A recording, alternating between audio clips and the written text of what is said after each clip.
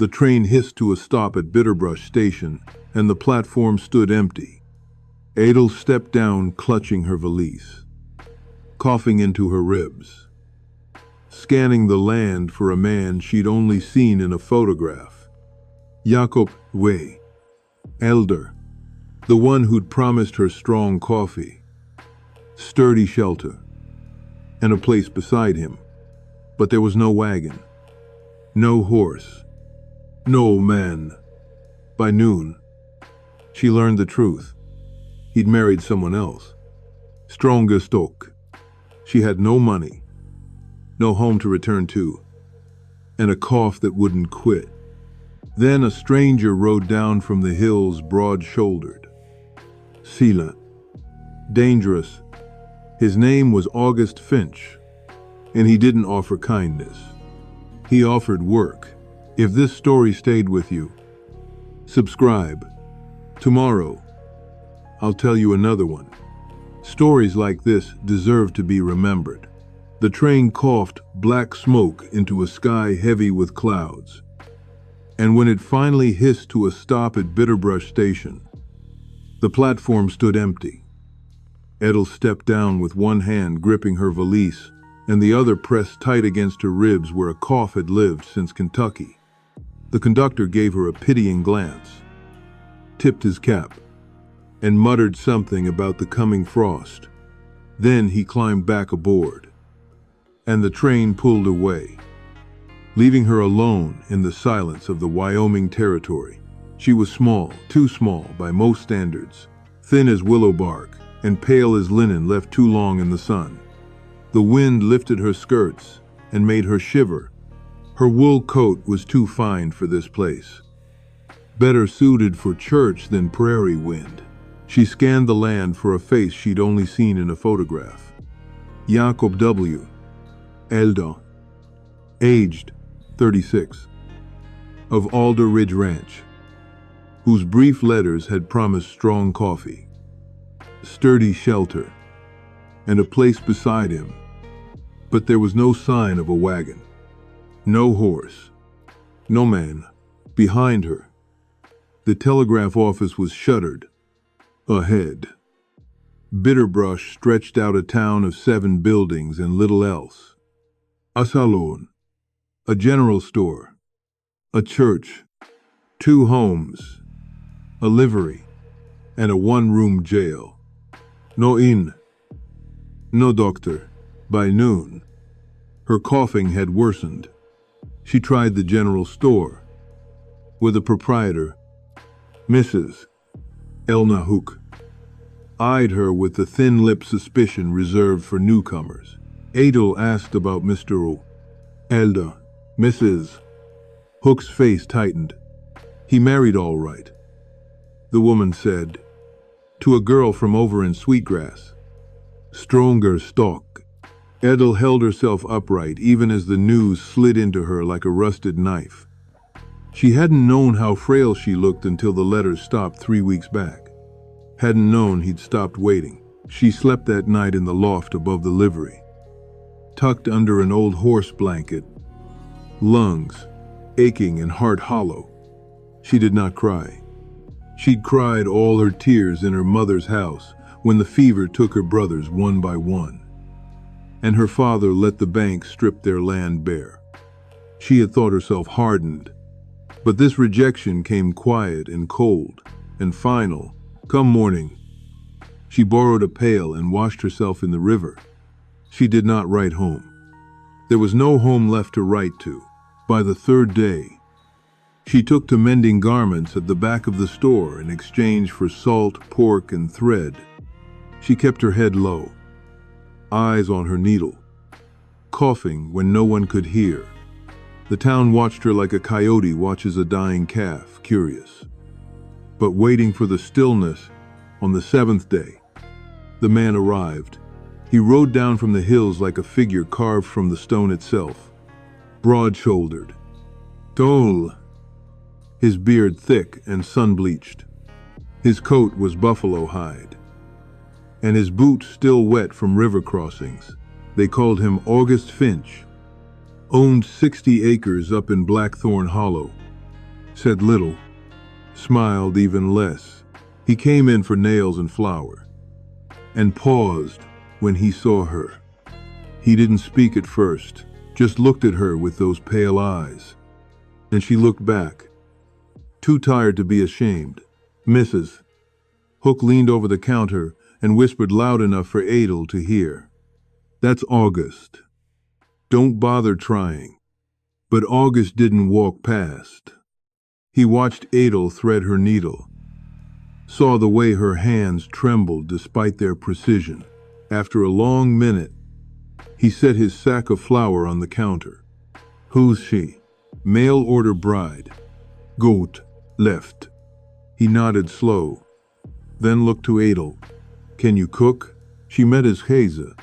"I can read. I can sew. I can patch wounds.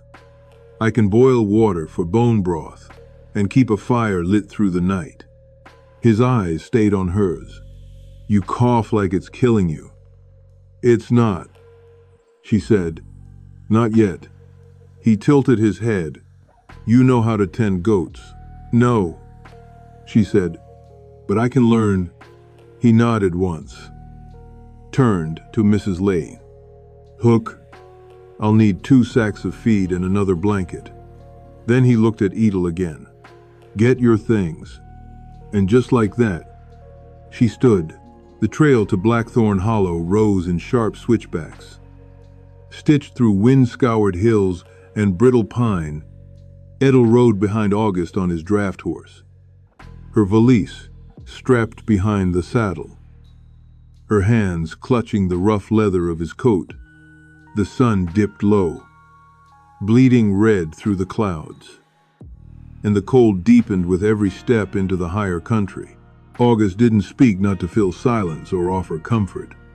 He moved with the steady patience of a man long used to solitude, the kind of man who cut his wood in the fall, cured his own meat, and buried what needed burying without ceremony. When they reached the cabin, dusk had folded over the land. It was small but solid, rough-hewn timber walls, a stone chimney, smoke rising faint. A goat pen stood half-frozen behind it, and a lean-to held kindling and pelts. He dismounted and helped her down without a word. Inside, it smelled of smoke and iron. A single table, a pot-belly stove, 2 chairs, no woman's touch, no lace curtains or soft linens, just warmth and order. "You can sleep on the cot for now," he said, setting her valise down near the stove, "until we see how things work." She nodded and stood still, waiting to be told more, but August had already moved to the stove, tossing in more pine and setting a kettle to boil. "I'll trade room and food for work," he said. "This is no charity. You're not a guest." "I understand." "Then take off those boots. You'll clean in the morning. Wash what's dirty. Feed the goats at dawn. I'll show you how." She peeled off her boots with stiff fingers, and the heat wrapped around her like a second skin. Her lungs burned, but not from cold. This time, from the sudden, unexpected reprieve. They ate boiled barley and salted jerky. He didn't ask about her past, and she didn't offer it. When she coughed, she turned away, ashamed. "You're lighter than you should be," he said after she'd finished eating. "You'll need more broth." She looked up. "I can make it." He nodded, then pointed to a shelf. "Dried roots, bone from last season. Use what you find." The days that followed carved a new rhythm into her bones. Mornings began before the sun rose. Goats fed, fire stoked, water hauled from the creek and boiled clean. Her body protested, sore and weak, but she pushed through. She learned the land quickly, learned August, too. In the spaces where words didn't reach, he never touched her, never so much as brushed her arm unless it was necessary. But when she dropped a bucket from a coughing fit, he lifted it without comment. When her hands cracked from scrubbing, he brought her a tin of rendered fat. And when she tried to sleep through a fever chill, he left a second quilt folded beside the cot. She mended his clothes, cleaned the rifle he left near the door, and read aloud from the 2 books he owned, a weathered Bible and an old almanac. Her voice was thin but steady. And sometimes, when the wind howled too loud, he'd let her keep reading longer than needed. By the second week, the hollowness in her chest began to ease, not vanish, but soften. Then came the storm. It rolled in from the north with no warning, a white roar that buried the valley in snow. The goats panicked. 2 went missing, and August was gone before she could stop him. Rifle slung, coat tight. He returned hours later, soaked and shivering. 1 kid slung over his shoulder, the other dead in his arms. Edel didn't ask questions. She took his coat, set water to boil, and cleaned the blood from his hands while he sat at the table, silent and spent. "You shouldn't have gone," she said, voice low. "They were mine to lose." She poured broth into a tin cup and held it out. "You don't have to lose everything."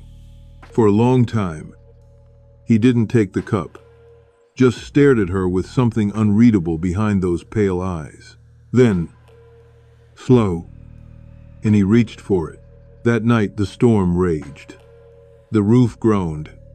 The wind tore at the shutters like claws. Adel lay awake on the cot, clutching the extra quilt, watching the shadows shift on the ceiling from across the room. August spoke. "You think you'll stay come spring?" She didn't answer right away. "I'll stay," she said. "If I'm welcome." "You are." A pause. The wind howled again. "Then yes," she whispered. "I'll stay." The thaw came slow. First, the snow turned to slush in the low valleys. Then the creek cracked free, its dark waters rushing hard over the stones. The days lengthened, and the trees shed their white coats in favor of brittle green shoots. The goats bleated louder. Hungria, Edel's cough, though not gone, loosened. Her chest hurt less each morning. The color returned to her lips. She no longer flinched at the cold. In the cabin, August had begun leaving small tasks, undone bootlaces left tangled. Tools sat askew. Edel took them up without a word. She sharpened his knife before he asked, salted the hides when he forgot. She started speaking more, if only in practical terms. And when he offered her the better cut of meat, she stopped declining. One evening, after tending a doe with a birth gone wrong, August sat at the table with dirt still under his nails. Edel handed him a tin cup of whiskey, something she'd found in a dusty bottle behind the stove. He took it and drank.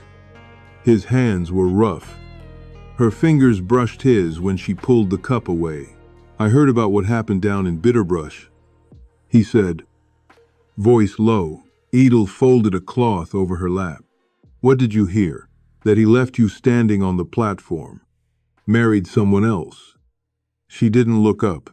"Not much more to it than that. Man's a fool." She shrugged. "He wanted someone strong." August tapped a knuckle against the table.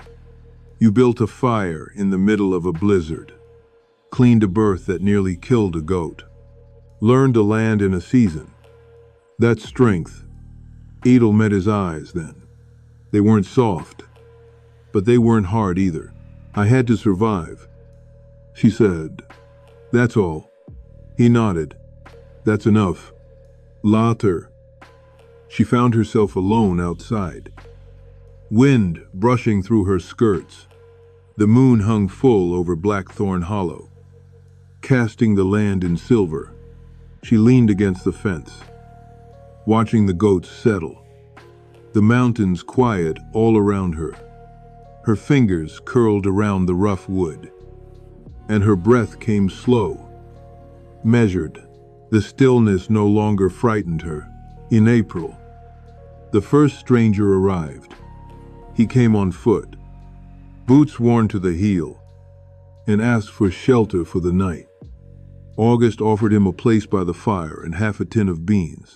Edel stayed quiet, watching the man's eyes, the way they lingered on the rifle, leaning near the door. He asked too many questions. About the goats, the land, how far the nearest town was, whether August and Edel were married. August didn't answer.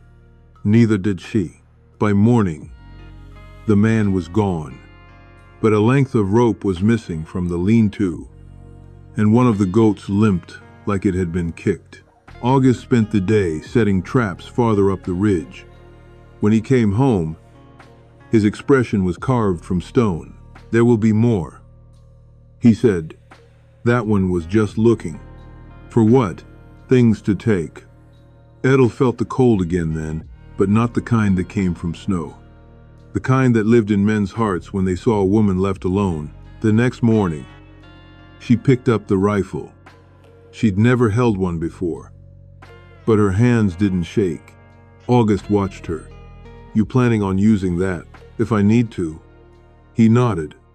I'll show you how it kicks first. They spent the day in the clearing beyond the creek. He lined up old cans on a split rail and showed her how to brace her shoulder, how to breathe before the shot. Her first try missed wide, but the second knocked tin spinning. By evening, her aim was steady. You've got good eyes, he said. I used to thread needles in candlelight. He smiled then. Not much, but enough. She began sleeping better after that. Not because the world was safer, but because she no longer felt helpless inside it. And then, in early May, a letter came, folded and stained, left by a passing trapper. No address, just her name on the front. Inside was a single line. Asterisk, he's coming to find you. There was no name, no return. Edel read it once, then again. Her hands went still. She stood by the stove a long time before she showed it to August. He read it without speaking. Who is he? He asked finally. Her voice was quieter than the wind. My father. The last time Edel had seen her father, she'd been holding her youngest brother's hand as he died. The fever had thinned the boy to bones and breath, and their father had stood at the door, unmoved. Not from cruelty, not exactly. Just the kind of man who believed death was the Lord's work and softness, a sin. He told her she was too small to carry the family name, said she'd been a mistake since birth. When she ran away, she hadn't expected him to follow. Now, in the cabin at Blackthorn Hollow, August folded the letter and set it down like it might catch flame. How would he know where you were? I don't know. I didn't leave word, but folks talk in towns. A girl like me gets noticed. August stared into the fire, jaw tight. Then we get ready. The days that followed took on a new sharpness. August added a second bolt to the cabin door, reinforced the shutters, cleared sight lines from the ridge to the valley. They practiced shooting each morning. Edel's shoulder bruised from the kick of the rifle, but her aim improved with every shot. At night, she slept with her boots beside the cot. Her cough returned not from sickness, but from nerves, from the weight of memory pressing at her lungs. One night, as the wind cut cold again, she asked, if he comes and I don't stop him, would you? August didn't answer right away. I don't believe in killing for another man's sins, he said, but if he means to take what's mine, I won't ask twice. She didn't correct him, didn't ask what he meant by times what's mine asterisk. In some quiet part of her, she hoped he meant her, not as a possession, as someone worth defending. By the end of May, the valley greened. Snowmelt fed the creek, and wildflowers broke through the loam. The goats fattened. The cabin smelled of soap and pine resin.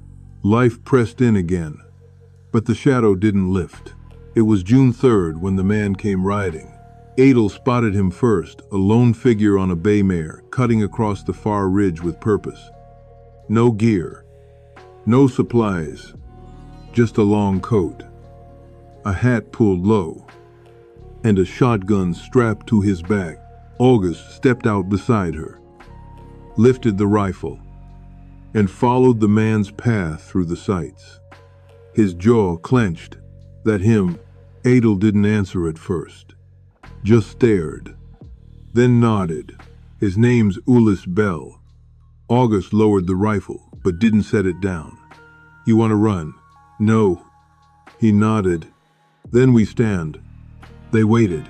When the rider reached the edge of the clearing, he dismounted and walked the last 50 yards on foot. Slow, intentional, the way a preacher might approach a pulpit. August stood in the doorway, rifle in hand. Adel stood beside him. The man stopped 10 paces out. You're mine, Ulis said, voice dry as sun-bleached bone. By law or blood, I'm not yours. Adel said. Her voice did not tremble. He laughed once, a hollow sound. You ran, stole from me. Shame's got a way of following a girl. I didn't take a thing that was yours. You took breath. August raised the rifle. That's far enough. Ulis looked him over. You, the new one, think you've tamed her. She's not an animal. Then why is she living out here like one? Adel stepped forward, just a step. Why did you come? To bring you home. There is no home. She said, only you, and a name you used to beat us into silence. August's rifle never wavered. Ulis tilted his head. I raised you. You raised your voice. She said, not me. The silence that followed was long. The wind stirred. The goats rustled behind the cabin. Then Ulis reached for the shotgun. The shot came before his hand touched the grip. August didn't flinch, didn't hesitate. Ulis dropped to his knees, the side of his coat torn open, blood blooming fast. Adel didn't scream. She walked down the steps, slow and sure, until she stood over him. You came all this way, she said. For what? He coughed, blood in his mouth. To remind you. I haven't forgotten.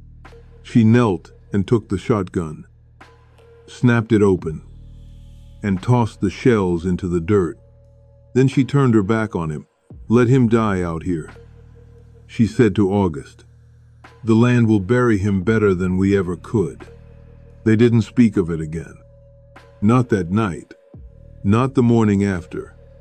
August burned the blood-soaked dirt near the steps, and Adel swept the ashes into the wind. Ulis Bell's body was never found, though buzzards circled the ridge for days. The land had claimed him, as it claimed all things too weak or cruel to last. June stretched into July. The air turned hot and dry. Rattlesnakes slithered under rocks, and the goats grew restless. Adel learned to shear them herself, nimble fingers working through dense wool. As August built a smokehouse near the creek, their days filled with the small, relentless work of survival. But something between them had shifted. He began watching her longer, not like a man waiting for a mistake, but like one memorizing a truth he hadn't known he needed. And she found herself listening for his footsteps outside the window, feeling steadier when he was near. No words passed between them about what they were, but in every movement, in every chore shared beneath the heat, something rooted deeper. One morning, Edel found a pile of lumber beside the cabin. "What's this?" August scratched his beard, not quite meeting her eyes. "Building something." She waited. "For you." "Still." She didn't speak. "A real room," he said, "off the side of the cabin. So you don't sleep on a cot anymore. You don't have to do that." "I know." He didn't say more, just picked up a hammer and got to work. She helped him hauling timber, measuring with twine, holding boards as he nailed them into place. He lit her, didn't speak to her like a man doing a kindness, spoke to her like someone who knew she belonged beside him in the labor. The new room went up slow, not just a bedroom, but a space with shelves and a window that faced the hills. She chose where it would go. He listened. Be August. The frame stood strong, and the floorboards creaked under her feet for the first time. "It's yours," he said. Adel stood in the center of the room, sunlight slanting across the raw wood. She looked down at her hands, at the calluses there, the marks of a life she'd earned. "Not begged for.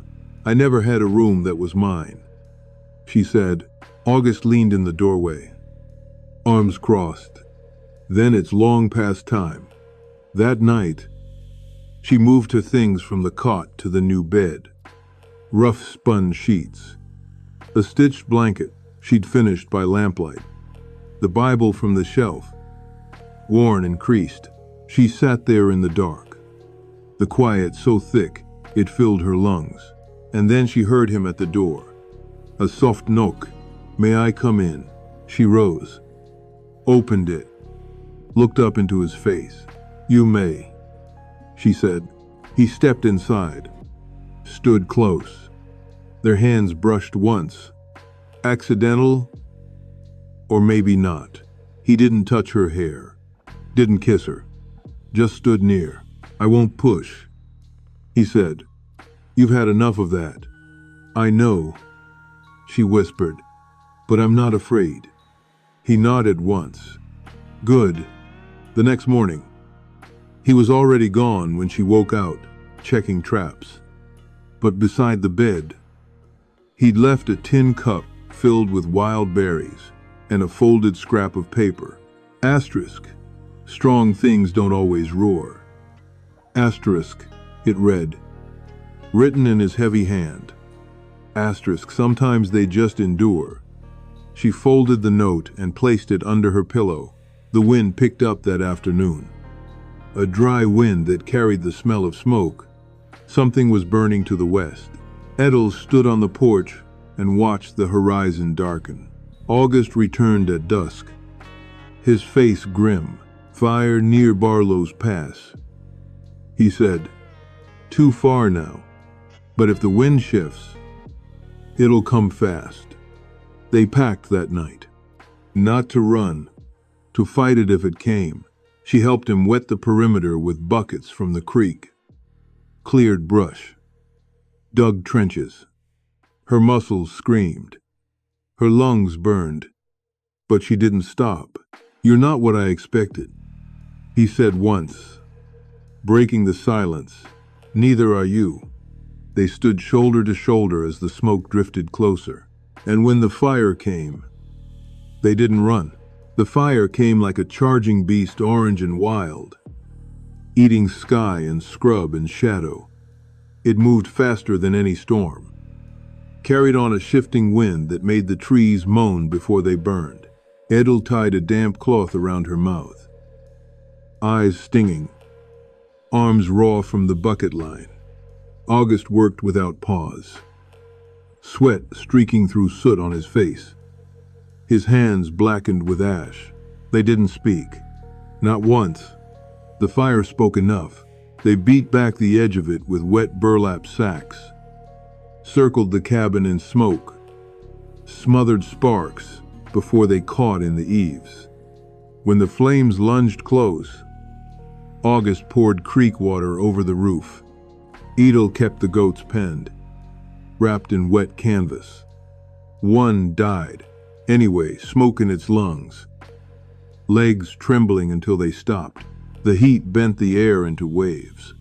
The sky turned the color of rusted blood.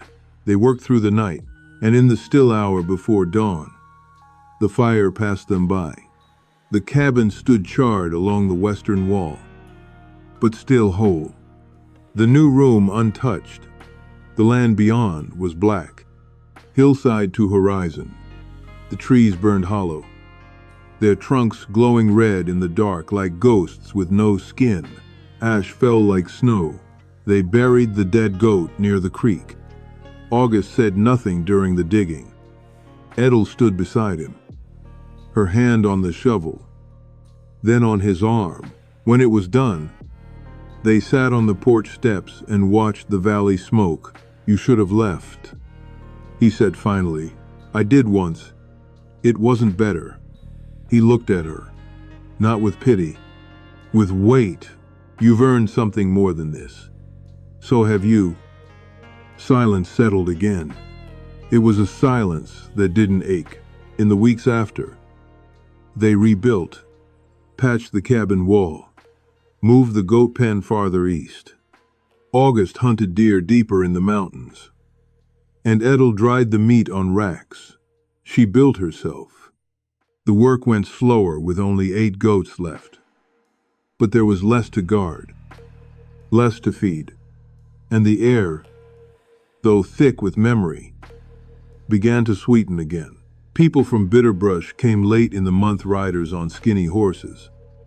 News passed mouth to mouth. They saw the land blackened and asked if they'd survived it alone. "We had what we needed," August said. Edel stood behind him, arms crossed, face clean, eyes steady. One of the riders, a merchant from town, offered her a ride back. "If you're still looking for a husband," he said, half joking. "I found one," she replied, "and I kept the land, too."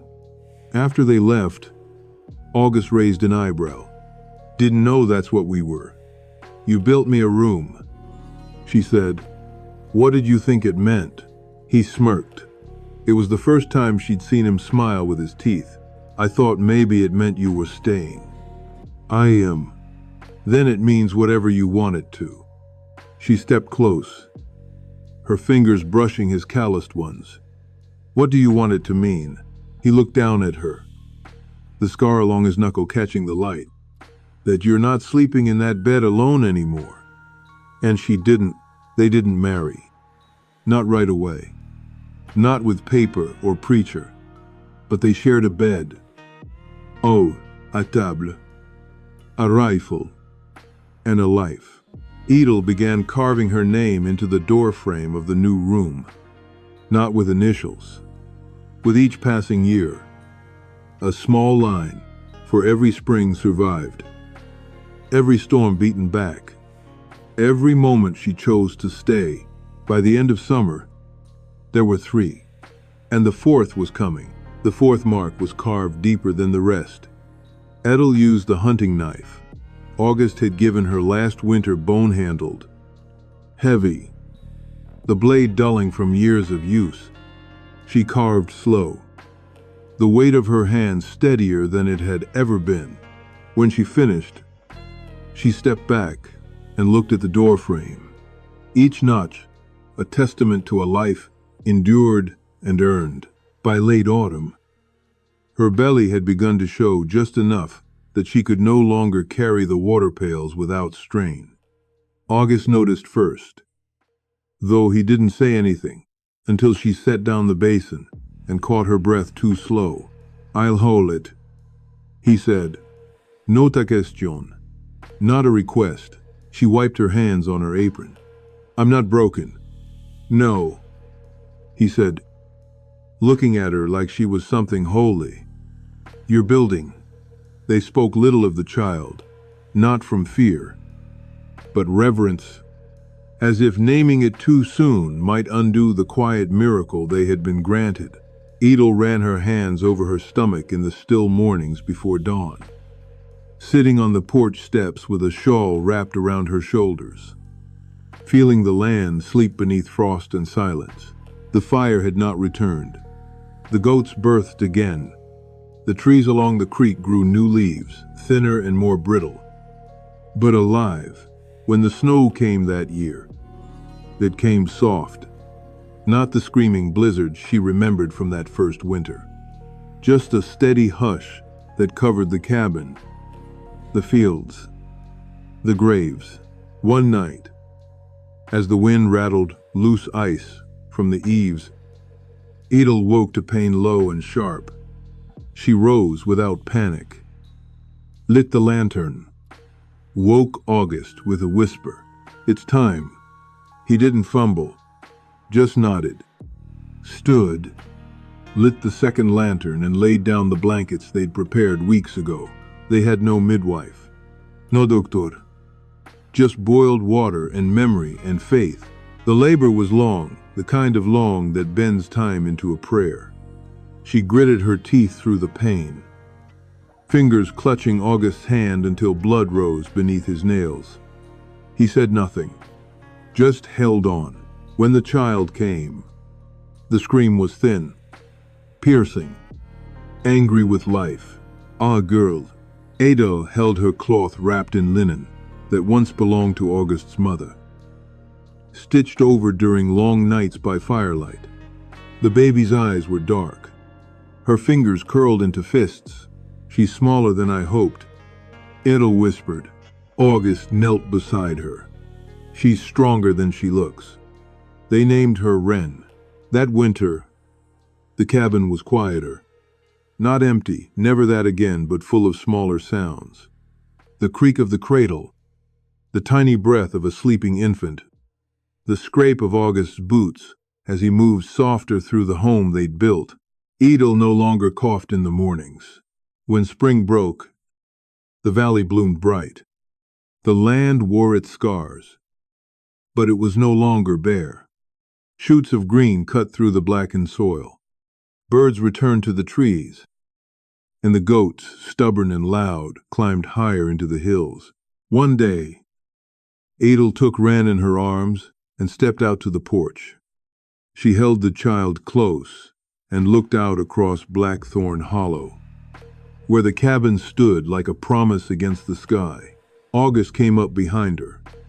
Arms circled around both of them. "She'll know it all," he said. "The hard, the holy, the fire, and the silence." Edel nodded. "She'll know what it means to stay," she said, "and what it cost." Behind them, the doorframe held 4 marks, and a 5th waited to be carved. 5 takeaway points. Point 1. Strength isn't always loud. Sometimes it's just refusing to break. Edel stood in that general store and heard the words that shattered her he'd married someone else. Stronger stock. She didn't cry. She'd already cried all her tears when fever took her brothers and the bank took her father's land. Instead, she mended clothes in the back of the store for salt pork and thread. She kept her head low, coughed when no one could hear, and survived. The town watched her like a coyote watches a dying calf, but she didn't die. Point 2. People don't always save you because they're kind. Sometimes they save you because they see something useful. August Finch didn't offer charity when he found Edel in that store. He asked if she could cook. She told him she could read. Sew, patch wounds, boil bone broth, and keep a fire lit through the night. He asked if she knew how to tend goats. She said no, but she could learn. He nodded once and told her to get her things. That's it. No promises, just work in exchange for shelter. And she stood up and went. Point 3. Survival teaches you things safety never could. August showed Edel how to shoot after a stranger came sniffing around the cabin. Too many questions. Eyes lingering on the rifle by the door. By morning, he was gone. but so was a length of rope, and one of the goats limped like it had been kicked. The next day, Edel picked up the rifle. She'd never held one before, but her hands didn't shake.